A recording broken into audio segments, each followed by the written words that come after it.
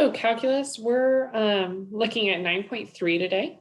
So we're going to start with the integral test. Okay, so in order to do the integral test, we need something, our function, to be positive, continuous, and decreasing for all x greater than or equal to 1.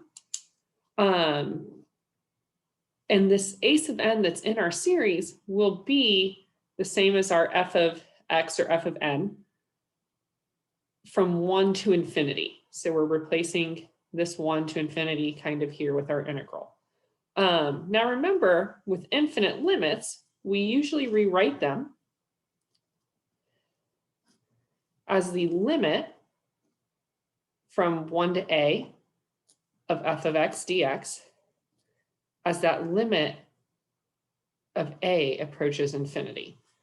And then we can go through and do, take the integral, we'll do f of a minus f of 1, and plug in infinity for a here after we do the fundamental theorem. So if we're looking at this first example, we have sigma, or the summation from 1 to infinity of n over n squared plus 1.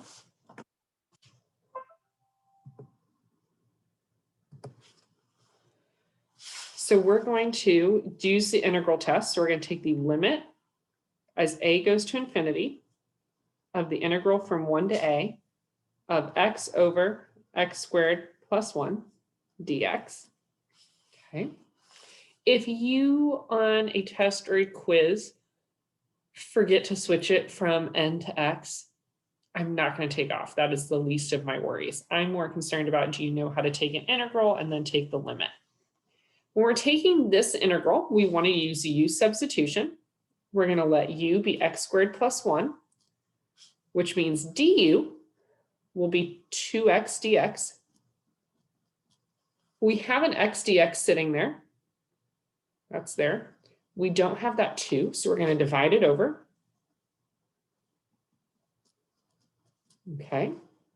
So now we have the limit as a approaches infinity of our integral from 1 to a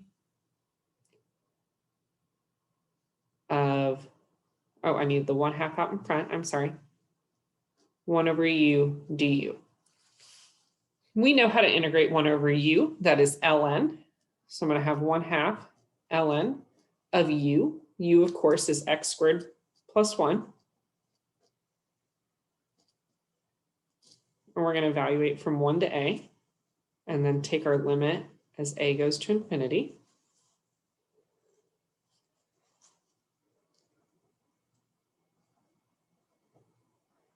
So when we plug in a, we have 1/2 ln of a squared plus 1 minus 1/2 ln of 1 plus 1, which is 2. If I plug in infinity here, we're going to be taking the ln of infinity, which of course is just infinity.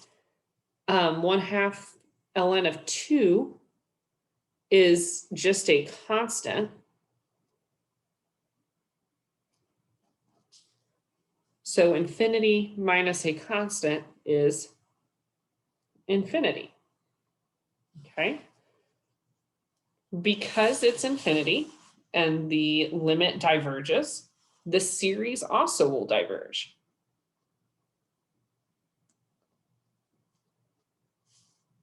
So we'll write the series diverges by the integral test.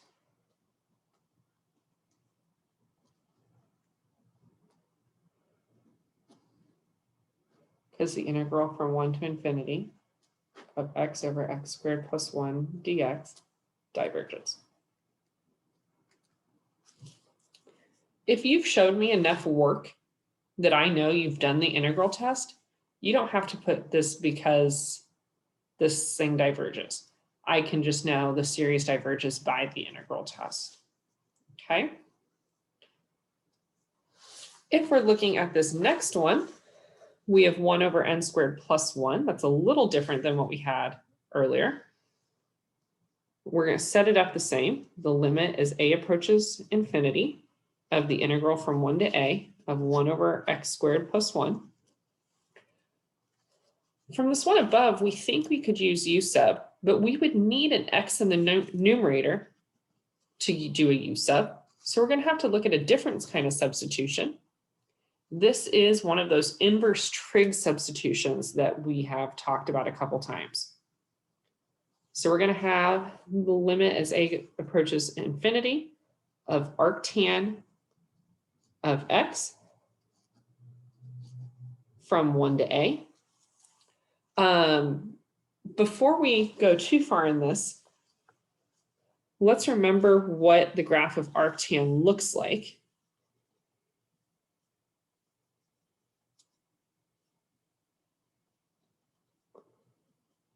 So remember, tangent is bound between negative pi halves and pi halves. Arctangent is, of course, flipped. So we have a graph that looks like this. And that's going to matter when we do arctan of a minus arctan of 1. Wow. Okay. Arctan of 1 is a constant. And if we evaluate, we would get pi over 4. Okay. Use your unit circle. Arctan of a, as a approaches infinity. Okay. As a is approaching infinity, arctangent's approaching pi halves. So we have pi halves minus pi fourth, which gives us pi fourths. This is not infinity, so we will say the series converges by the integral test.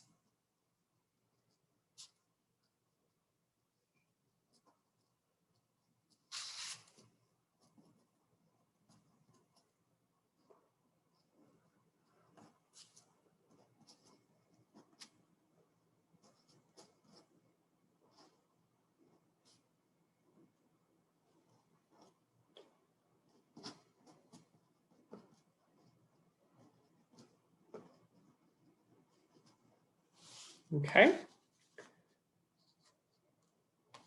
This last example, we have 1 over n ln n, which looks kind of crazy. It's not too bad, actually. Let's go ahead and set up our integral. So the limit as a approaches infinity from 1 to a of 1 over x ln x dx. Again, this one, our first inclination is to do a u sub. Let's let u be the more complex thing here, which is ln x.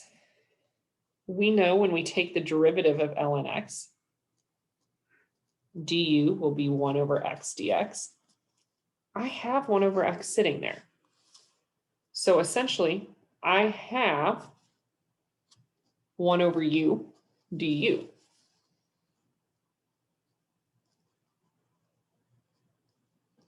Okay. When we integrate 1 over u, we get ln of u. We know u is ln x, so we have the ln of ln x. And this actually, I'm making a mistake here. This series starts at n equals 2, so this should be from 2 to a. That's my bad. Okay. It really doesn't affect much in the end.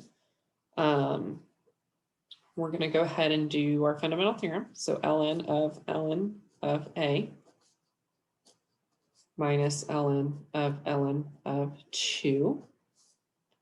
Ln of, this will be ln of infinity, and then the ln of that, which is just a bigger infinity, minus the ln of 2, which, just like ln of 2 up here was a constant, this is also a constant. So we have infinity minus a constant, which is just infinity. We will say that the series diverges by the integral test.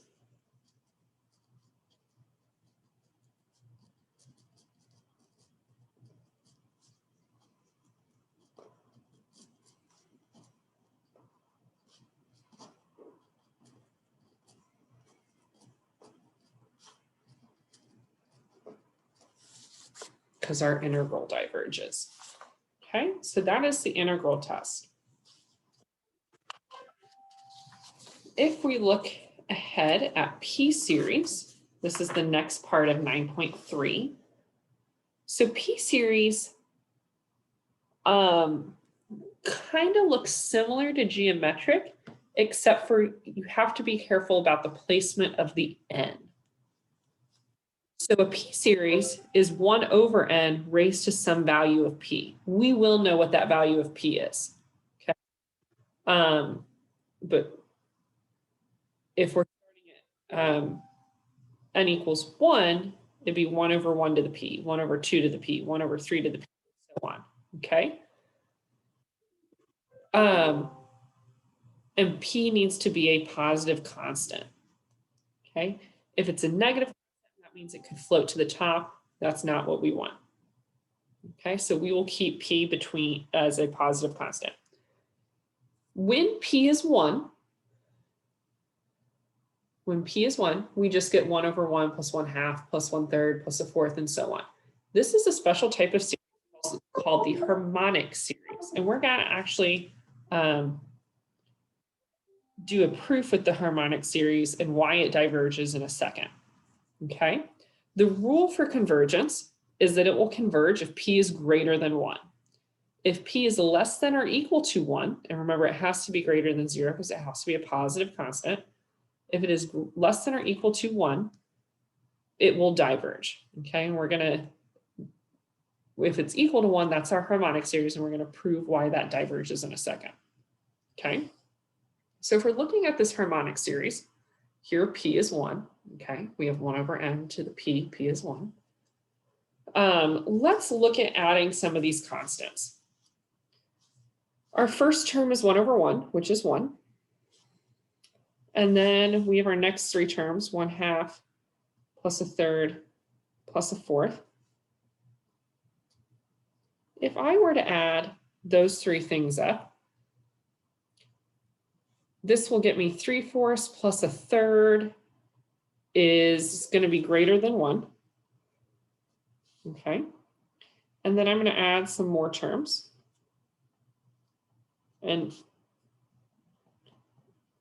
I'm going to group them in groups that are greater than 1. So this will go all the way to plus, from 1/5 all the way to plus 1/12. And then we have 1/13 all the way to 1 over 34 will give us a value greater than 1. 1/35, if we add it all the way to plus 1 over 94, that will give us something greater than 1. And we could keep going and keep going and keep going, right? Because the series will go to infinity. So we have 1 plus something greater than 1, something greater than 1, something greater than 1, something greater than 1, and we're going to keep going.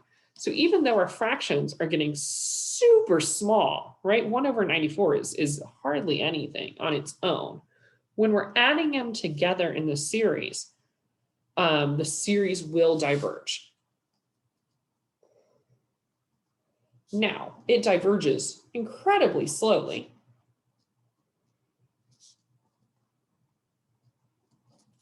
And that's because our fractions are getting so small. Okay, right? This one, it took me 3 fractions to add to something greater than 1.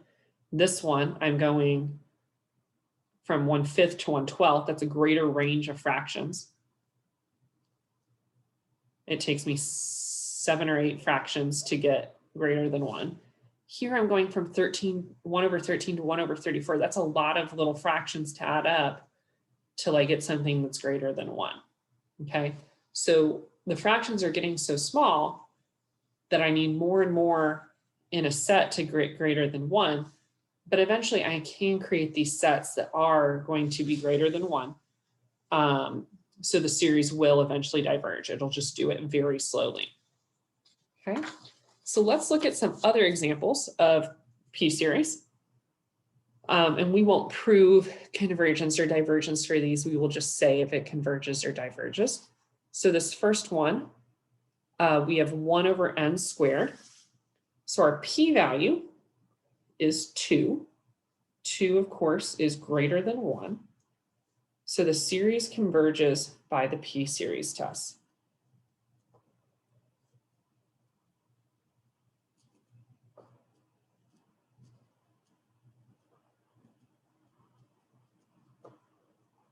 Okay. This one, we have 1 over square root n. Square root means that p is 1/2. P 1/2 is less than or equal to 1. So this series will diverge.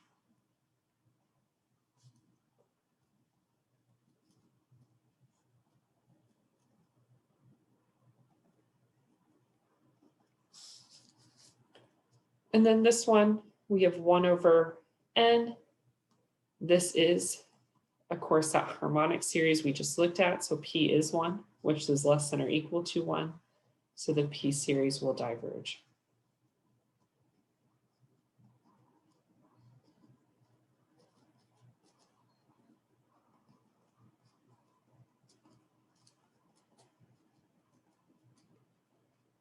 Okay, and I would know that word harmonic. Okay, that's an important one to know. You are going to be working on page 341 to 342 in your notebook, which goes over p-series and integral test, and submitting that on Blackboard as part of your E-Day assignment. And then your homework will be on WebAssign.